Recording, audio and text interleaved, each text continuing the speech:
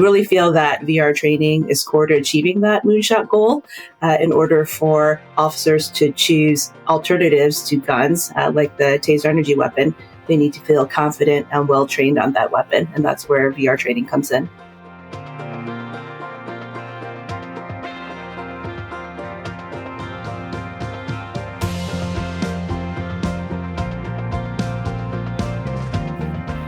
Welcome back to the XR Industry Leaders Podcast with ArborXR.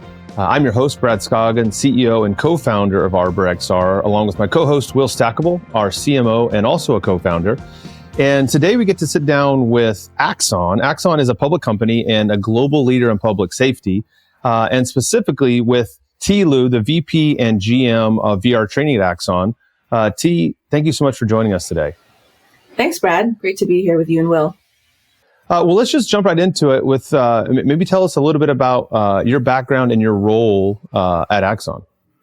Sure. I've been working in technology for over 20 years, and currently I am the lead of our Axon VR training team, both the product and the business. So my team includes product managers, designers, engineers, all the folks that are building our virtual reality training. Well, and a lot of folks probably don't know this, but Axon has one of the largest, I think, most impressive VR deployments in the world. So tell us how VR kind of fits into Axon's mission. Maybe start with the mission of Axon and how VR fits into that. Sure. Axon's mission really is to protect life and be a leader in public safety technology. We have a moonshot goal to reduce gun-related deaths between police and the public by 50% over the next 10 years. We are the maker of the TASER less lethal energy weapon, body-worn cameras, digital evidence management. So we have a whole ecosystem of hardware and software products targeted towards public safety. And we really feel that VR training is core to achieving that moonshot goal. In order for officers to choose alternatives to guns, like the TASER energy weapon, they need to feel confident and well trained on that weapon. And that's where VR training comes in. Yeah, we talk a lot about the benefits of training or learning in VR. And we always talk about things that are difficult, dangerous, or expensive. And your use case to me is kind of like the poster child for the difficult, dangerous part of VR training. What was it for you? What was that initial core problem that you said, we want to try to solve this, and we think VR is how to do it? Yeah, I think the main problem is just there's not enough time and resources for agencies to train. A lot of them are understaffed. They don't have a lot of trainers. It's expensive for them to pull officers out of the field and bring them to a centralized training facility. So one of the benefits of our VR solution is it's highly portable and scalable. So you can run it at a centralized training facility, or you can deploy it out at precincts. And being able to give officers more access to training, the hope is that they can train more frequently. Oftentimes with their TASER energy weapons, for example, they will do an initial certification and just an annual certification. But we don't believe that's sufficient training. And we'd love them to be training more so they can feel more confident in the field and dealing with the variety of scenarios that they have to face every day. So I know that Axon is now deploying this technology in thousands of orgs across, globally. How did the program start? What was the initial use case? And what are the use cases now for VR? Yeah, so Axon's been in VR since 2019. And so our leadership has been a big believer in the benefits of immersive training. Initially, the first use case was what we call community engagement training. That's more 360-degree video that's trying to train officers to handle a variety of situations ranging from mental health, drug overdose, community members with disabilities. And so that's where we started. And that training is really trying to help officers build empathy and engagement for different types of situations that they have to face in the field. Over time, our portfolio has evolved and expanded. So today we still have that community engagement training. We also have what we call simulator training, and that's more rendered in CGI. That's for officers to train on both TASER energy weapons as well as different use of force scenarios that they may encounter in the field. So for our TASER energy weapons, again, we think there's benefit in doing high repetition muscle memory type training. we've invested in creating our own custom VR controllers that look like the true-to-life TASER energy weapons and work exactly the same, because we really feel it's important for them to train with the true-to-life weapon as much as possible. That's how they'll build confidence in using that weapon in the field. So that training is, again, focused more on fundamentals, high repetition type training. And that's something that's hard for them to do because they don't get practice with their TASER energy weapons as much today as they do with their firearms. So with VR, we're trying to, again, drive that confidence in being able to deploy that weapon effectively. And then we have what we call use of force training scenarios. So those are scenarios where they mimic calls that officers may face in the field, and they have to practice things like, what type of scenarios they should use and what force they should use in those scenarios, how to transition potentially from different weapon types. So we have sort of a wide range of training applications today that officers are using. Yeah, I think a lot about just the pressure that a police officer is under in a situation, right? They walk up to a situation, or they walk up to a car, and anything, they have to be ready for anything, like literally anything. And the cost of a mistake is pretty high.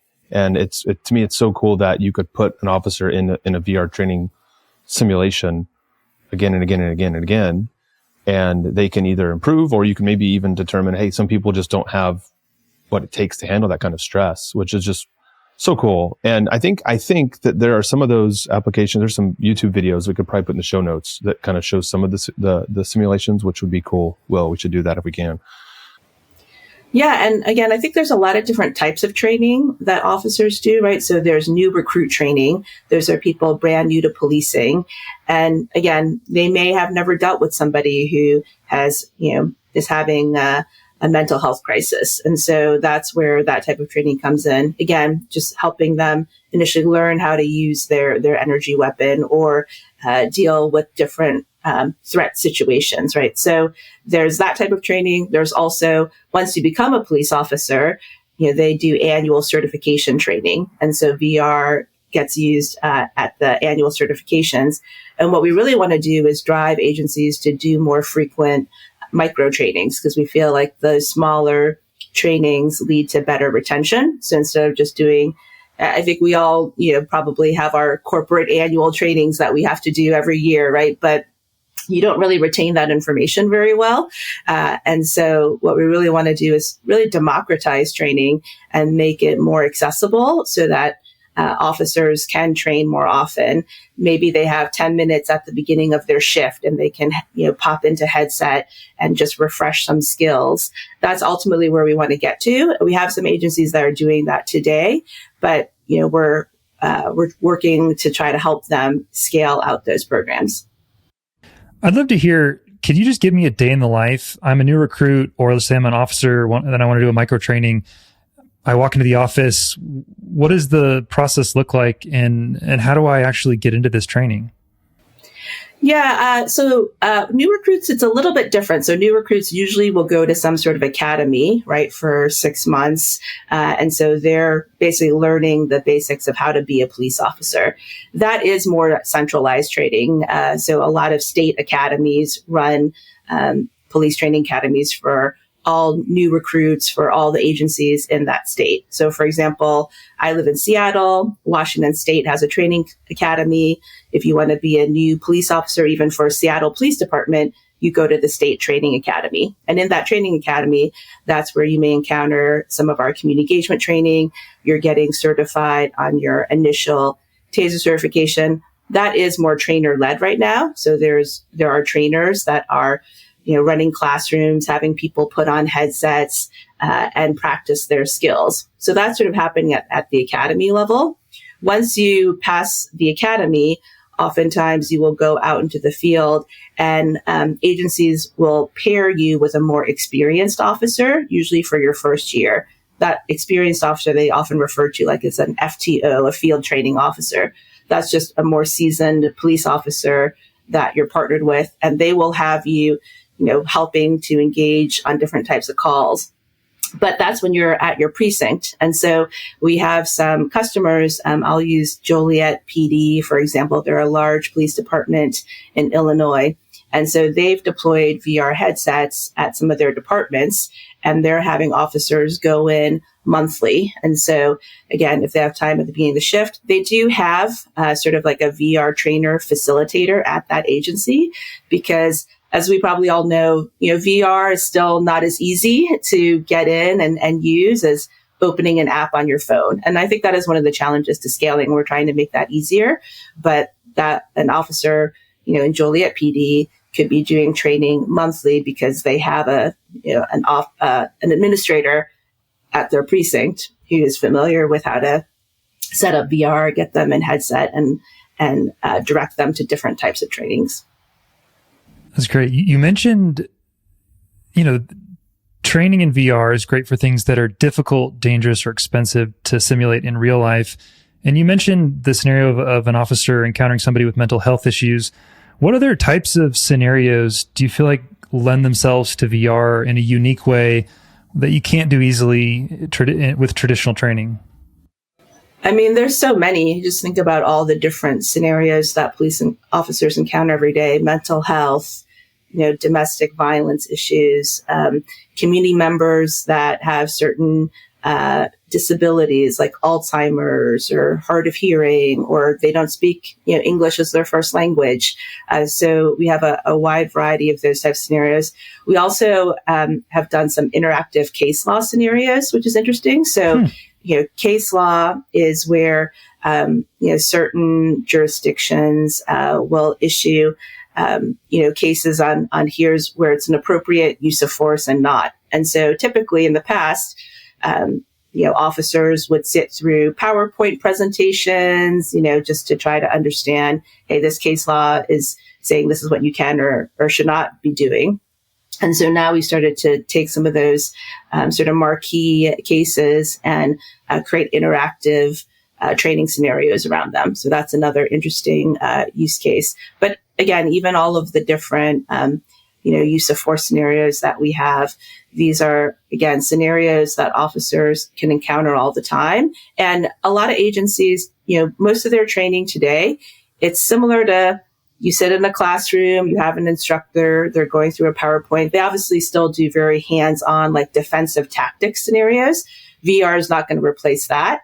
But they also run what they call sort of RBTs, reality-based trainings. And so sometimes they will have other officers, be the actors, or with TASER training, they will practice deploying on a static two-dimensional target, but they'll also do some drills where some of the officers are dressed up in these puffy suits. We call them HALT suits because, if they're actually getting a training cartridge fired at them, they need protection, right? And so, but when they're doing those, they're not super realistic. Those, the trainers dressed up in the HALT suits, they're not moving very quickly. And so it's been really interesting to hear from our customers that some of the training that we do in VR is actually training that they haven't really done in the past. So a great example is, we have an exercise in VR called moving targets. And it seems pretty simple on the surface. It's you practicing deploying your TASER energy weapon at targets that are moving. They can be running away from you, running towards you, running across the screen. And, we thought that's a pretty foundational skill, because when you do see TASERs being used in the field, often, the subjects, they're not just standing there, right? They're moving. But a lot of our customers said, we've actually never practiced deploying TASERs on moving targets, because we practice on these two-dimensional targets, or we do practice against, again, trainers in these HALT suits, but they're not moving very fast. And so that was sort of eye-opening for us, is just, VR can easily create scenarios that they really don't get to practice on in the real world, just because it's difficult for them to do and it's resource intensive. Yeah, and you make a great point and I think sometimes there's this misnomer that because VR is so exciting, so powerful, that it's going to replace all your training. And really, that's not how it works, right? At its best, it's a very powerful augment to certain scenarios. I think that's a great example. How else do you get to practice on a moving target? and again and again and again. And you're not wasting TASER cartridges or whatever, however that works out, right? Like, and you can, so that's, I'm very curious. You touched on this briefly a minute ago. You're at such scale. You have so many officers going through this training, and you talked about some of, like, a little bit of the logistics of having someone on site to help get people set up. But like, what has the response been from the officers? Are they resistant? Are they excited about it? Like, how has that played out? I think sometimes we've seen the people side of the change management is the hardest part. Everyone thinks it's the tech side, and there's challenges, but then you get to the people, and that, sometimes it's a mixed bag. Yeah, that's definitely the case here. I think, change is hard for people, right? And this is still a relatively new technology. And there's a wide mix. I will say, sometimes there's skepticism from older, more experienced officers, right? Like, how effective really is this training? And we often hear a lot that from our trainers that even people that are initially a little bit skeptical of VR, once they get in it, they really do get immersed and they really see the benefit of it. And so I think the reception from the trainees has been really positive. Some of our agencies even use some of our VR in recruiting events. So when they're trying to do events to recruit new police officers, they will have VR headsets there to actually show, especially newer, younger officers who are more tech savvy. Some of them have obviously played a lot of video games, or maybe they've have their own VR headsets. So they even use that to help recruit new officers to show them, hey, our agency is leaning into new technology. We actually use VR for training. So I think, some of the newer officers, I think, get excited about using VR for training. And we've also won over, I think, some of the more skeptical officers too, because once they get in headset, they really do see the value, and they can see how, doing the training makes them more prepared and more confident. Yeah, I could see as a new recruit, I try to put myself in their shoes, like, hey, it's an exciting profession, but it's also a scary profession. And to feel like I'm going to be better prepared, there is the fun component of doing the training in VR, but like the practical side of I'm going to enter this profession and be better prepared. It's funny.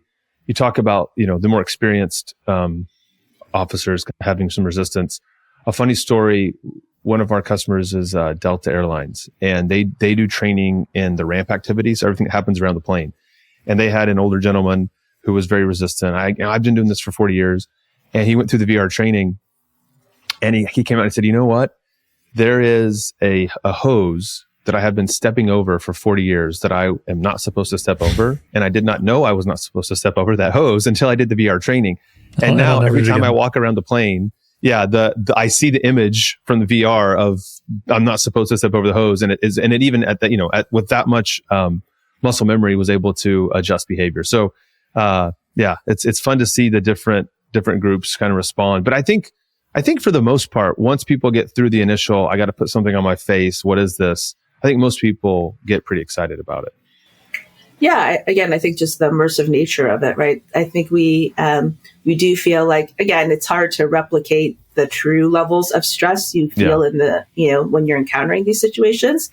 But we do hear from a lot of our trainees that, it gets their heart racing, right? They do, especially some of the scenarios we have, like you mentioned, they have to make split-second decisions. And so if you don't react fast enough, it's a digital character, but they're still coming at you and attacking you, right? If you don't react fast enough. So I do think it does, prepare them as much as possible for some of those really stressful situations that they encounter. At some point in your journey, you started with a pilot, you tested it out, and then there was a moment where you started scaling up. And now Axon's at just incredible scale with this technology. Was there a moment, either a story, an individual department, or a decision point where you thought, okay, this is working? Like we need to kind of turn the dial up on this? One of our early, I'll just again refer to like Joliet PD. They've been a really strong adopter of VR. Their deputy chief has been really bought in. And so just, hearing that they're finding success, with these monthly deployments, we see they're a very high usage customer. Another example, actually, it points to an officer at Lincoln Police Department. It's a really powerful anecdote. They're, again, another big user of Axon VR, and they've bought into doing more frequent trainings at their departments. So every year, Axon has something called the Jack Cover Save of the Year Award. And Jack Cover is the NASA scientist that was the first inventor of the TASER energy weapon technology. So every year, we award a police officer who has been able to de-escalate a situation with less lethal force. And the winner this year was this officer, Allie Winterbauer from Lincoln PD. And so the call that she went on was fairly standard, a mental health check. But what ended up happening was the subject ended up running at her and some of her partners with a large knife. And she was able to successfully deploy her T10. I think the subject was about 30, 35 feet away. So she deployed her TASER energy weapon, successfully neutralized the threat. And they were able to bring the subject to a mental health facility and get him help.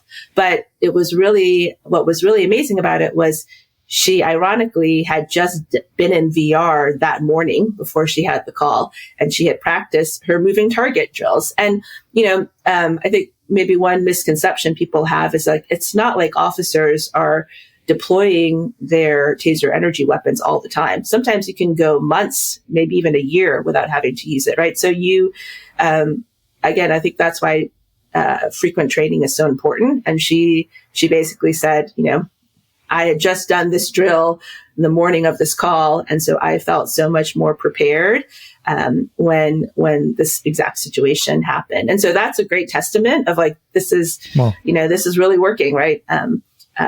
Officers really feel like they are building the skills that they need to be successful, and that's saving lives, and that's what Axon is really trying to do with our technology. Yeah, that's amazing. I mean, for us, we've been in VR since 2016, really 2017. So 9-ish years, and it's this type of use case that got us excited. And what's cool is, I mean, there's, like you said, it's not an exaggeration to say that you're saving lives, and to see that kind of powerful change in people, it's just really cool. It's cool to see what technology can do to really improve the quality of people's lives.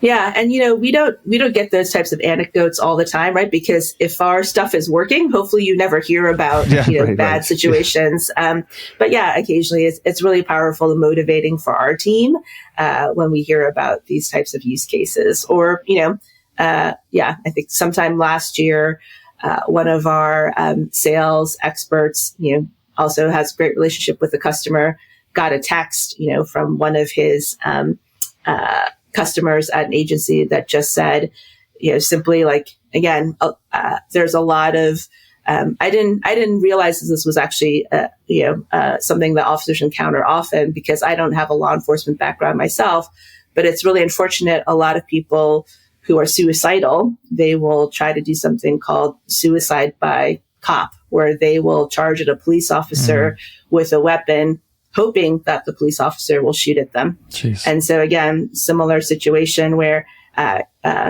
our sales expert shared a text with me saying, it was from a customer that said, I had another suicide by cop incident earlier this morning, but I was well trained to handle it. And, the VR really made a difference, right? So when we get these anecdotes, it really feels like hopefully we are making a difference with this training. And we do feel like VR, has a strong impact that it can make to really preparing officers better and leading to safer communities.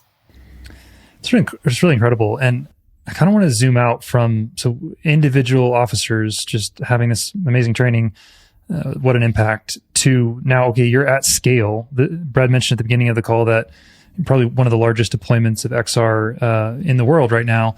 What are some of the lessons you've learned as you've gone to scale? I think a lot of organizations and companies, schools, universities, they start with a pilot. Maybe it feels easy because you can do stuff with 50 headsets or even 100 headsets.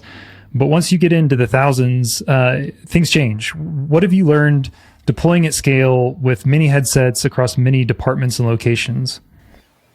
Yeah, I would say, and one thing to note is, there's also a wide variety in different police agencies across the U.S. There's 17,000 police agencies. And so you have agencies that have 10 officers and you have agencies that have thousands of officers. So they're sort of scaling across many agencies as well as scaling across many officers within that agency, right? But I think in terms of how we scale, it first starts with some level of executive buy-in, right? You need to have some champion at that agency. Sometimes it's a trainer, sometimes it's a deputy chief, or sometimes it's the chief themselves, right? They really believe that, VR can help make an impact. And also, giving them some sort of ROI to make them feel that they want to support, deploying VR. So again, you mentioned earlier, Brad, yes, it's expensive to train with live cartridges. So doing high repetition, there's an immediate ROI they get there, as well as, again, giving them some of the data on officers feel more confident, there's higher retention rates. So it really begins with getting some sort of champion, I think, at the agency. And then that person usually will, work with their training teams to help, deploy. To your point, oftentimes it starts with a few pilots. And then as they get the hang of it and they find it successful, they roll it out across their agency. And for large agencies, that can take 6 months or a year, right? Because they have so many officers that they need to train.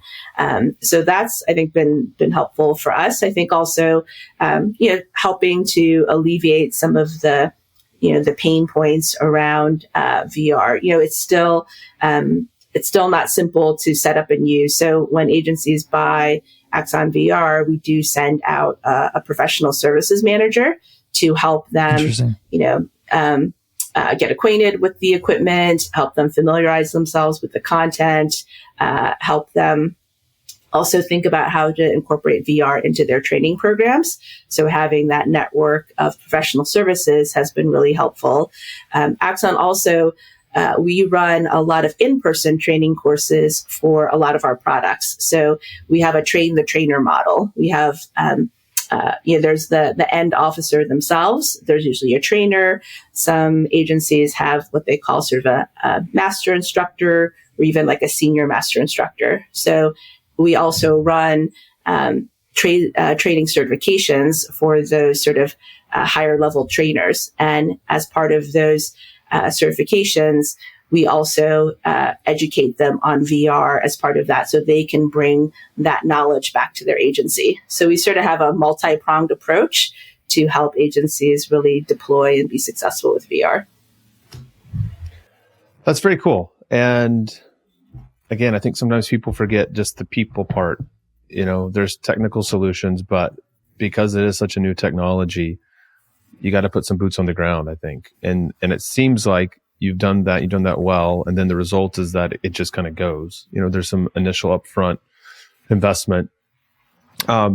Maybe tell us a little bit, and our listeners, are at anywhere from pilot to scale. And I think, or even just considering, I think people are very interested in some of the nuts and bolts even of how do you get, that many devices set up and in the wild. And then what has your process been for content? You've got a lot of use cases you talked about. So if there's anything you could share there, I think that would be very helpful for folks. Yeah. Again, I think, we're lucky because we're part of a larger company, right? So Axon, again, has a lot of resources in terms of customer support, the professional services. It really, when an agency buys VR, a professional services manager is reaching out to them, giving them help to really just even unbox the equipment, get the headsets connected to their Wi-Fi network. So they give them some pre-work to say, hey, before I come on site, try to do these steps. And again, if they have problems, they can call into our customer support. We have more, we have sort of a frontline customer support team, but then we have more technical support staff who can help them if they have issues. Even simple things like making sure their IT whitelists some of our IP addresses so they can access some of our applications, right? So there's a lot of that setup work that happens that our professional services team does. And then when they go on site, they help them really learn how to navigate through our different types of content and demo the content for them, show them how to use it, what are some of the different learning objectives of the different types of content that we have. And then from there, we leave behind some resources as well for the agency. And then in addition to that professional services manager who's helping them with the that sort of first time deployment, medium and larger size agencies also have a dedicated, customer success manager. So again, if they continue to run into problems, they can reach out to that customer success manager. They can reach out to support. We're constantly releasing new things. So we are constantly putting out, release notes to our customers, doing webinars to educate them on the latest content. We just did a webinar, yesterday. We were trying to do those once a quarter because again, it's not like, we don't want to just give them a product and we're constantly innovating, launching new features, launching new content. So there's also ongoing education to make them aware of all the new features that they have. But the other thing I've also learned is that, this is not like a consumer product. It's like we build it and people start using it right away. It's really, they have training curriculums, right? And the larger the agency, the further in advance they set their training curriculums. It's a little bit like a teacher, right? A new textbook comes out and your teacher doesn't adopt it right away. They need to learn what's new in that textbook, right? How is it teaching differently than the old version? And then when are they going to build it into their learning plan? So that same thing happens with our officers, especially again at larger agencies. Those curriculums get set, far in advance. So we have to, spend effort to educate them on the new content, help them figure out how they can incorporate it. So again, to your point, there's a lot of, boots on the ground effort to help them really scale their deployments. But, we're also investing in things like making it easier for them to, hopefully manage their devices, right? Figure out which content is on which device. We're investing in some more capabilities to help, especially some of the larger agencies, manage all their devices. You said, thankfully, I think selling VR is more exciting than selling textbooks, but it's pretty easy to measure success with a textbook, right? You answer the questions at the end of the chapter. How do you measure success with VR? Yeah, I think, there are things like we can obviously see how much content is being used by that agency, share that back with the agency, right? Just to show them sort of the adoption patterns.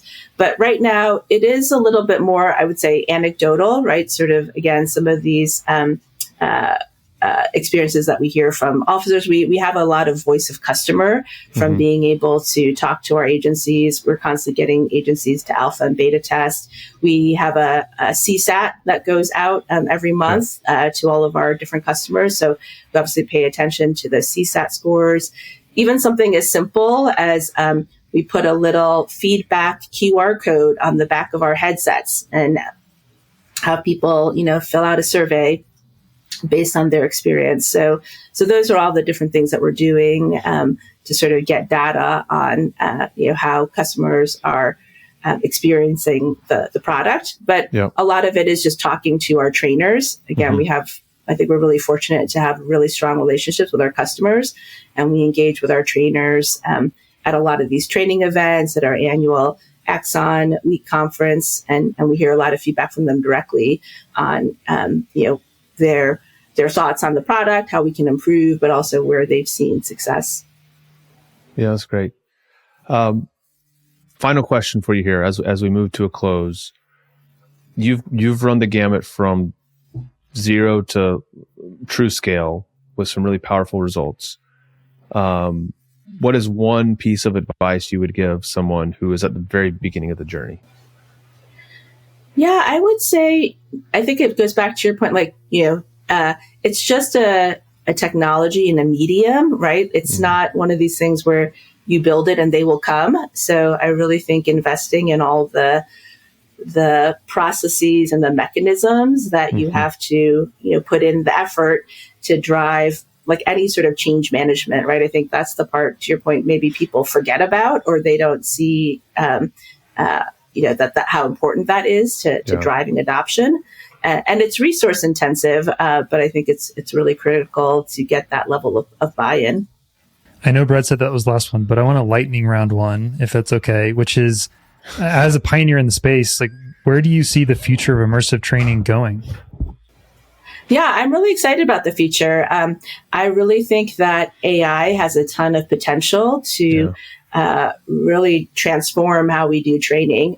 We're just experimenting with it right now. We actually have a product we've already announced that's launching soon, where we call it verbal skills training. One of the pain points we heard from our agencies is that newer officers, right, they grew up texting. They don't always have the best verbal communication skills. And so, and so, it's so important for officers to be able to build rapport, right, with their communities. And so, we're launching a new training where we're using AI to basically have, real time interactions with the trainee and the subject. So there's different types of calls. The technology is, it's pretty exciting. So essentially you go, there's a call, let's say, for somebody who is loitering in a parking garage, and your goal is to try to get that person to leave. We've been able to use AI to basically build out a real world conversation with that character. And we can also program the AI with different personalities. So you can, maybe for a new recruit, you start off with somebody who's more cooperative. You can also get a character who's more aggressive and combative, maybe, swearing at the officer, not, willing to comply or answer any of their questions. And when we've put some of our customers through that, I think they've been really excited about the potential, because again, the amount of complexity and variability they have to deal with, it's really hard to simulate that, right? But I think AI will give them, that level of variation and open world experiences that will make the training even more effective. So that's something I'm really excited about. Yeah, that is exciting. I think obviously it's just going to take the immersive training to the next level. So, Thi, this has been great. We really appreciate you taking some time, and we look forward to chatting again soon. Great. Thanks for having me. Thanks, I enjoyed the conversation. Well, they hit my favorite, which is the accessibility and democratizing access. Just a really, really cool, powerful use case. I mean, they are the use case and the deployment, to me, poster child right now for XR. I know you mentioned a little bit, but when we started Arbor, we were talking about what's our mission, what are we doing with this new technology. It really was all about sort of an alternative vision for VR, which is not about no issues with gaming or anything else, but like, let's find a use of this technology that actually makes an impact, that gives people their time back, that saves people money, that has, and I think across the board, this is such a great use case. And she mentioned, I know you called it out, but just to mention it again, probably millions of dollars saved on TASER cartridges. And for a police officer who maybe only has, 3 or 4 attempts at, discharging their TASER in real life, they can do it 1,000 times in VR until they're highly proficient. And I know it's like muscle memory. And I think we hear that over and over again, that particularly for things that require that muscle memory to develop, and not everybody has this, but Axon's leading the way, and that they have a peripheral, they have the external, the actual, 3D model of the TASER that you're able to see in VR. You're able to use that, the physicality of it and everything, pull the trigger. That to me is game changer. And I hope more companies, I don't know, whether it's oil and gas or airlines or whatever, if you could start to incorporate those kinds of, what do you call them? I guess controllers, but a controller with a haptic feedback, and that to me takes it to the next level. So yeah, great use case, great interview. Hope to chat with her again soon. Yeah, that's great. And as always, we appreciate you taking some time to spend with us, and make sure you check us out wherever you listen to podcasts, and we'll see you next time.